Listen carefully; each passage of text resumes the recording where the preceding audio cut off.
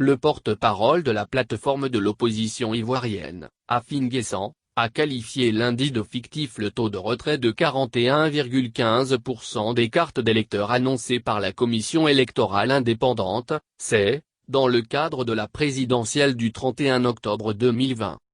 C'est un taux qui est à l'image de ceux qui l'annoncent, c'est un taux fictif annoncé par une commission électorale fictive, a déclaré Afin Guessant, face à la presse, au siège du Parti démocratique de Côte d'Ivoire, PDC, à Cocody, dans l'est d'Abidjan.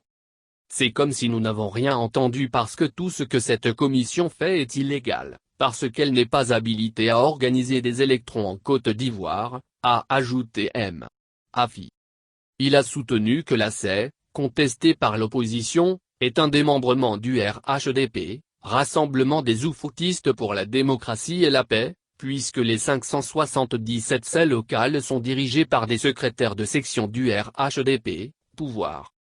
Selon le porte-parole de l'opposition, Afin Guessant, candidat à la présidentielle et chef du Front populaire ivoirien, FPI, l'ACE n'est pas un organe de l'État, c'est un organe d'un parti politique et n'est pas habilité à organiser des élections républicaines. Pour lui, des dispositions devraient être prises pour que l'opposition significative participe à cette élection présidentielle, considérant tous les actes que cette commission pose comme nuls et de nul effet. En réalité, poursuivra-t-il, il n'est pas possible de distribuer des cartes d'électeurs dans le contexte de la désobéissance civile lancée par l'opposition et visant à empêcher le processus de distribution des cartes électeurs. M. Afi avait à ses côtés le président de l'Union pour la démocratie et la paix en Côte d'Ivoire, UTSI, M. Mabrit Ouakeus, un candidat dont le dossier a été rejeté par le Conseil constitutionnel, ainsi que le président de AID, Armand Touaima.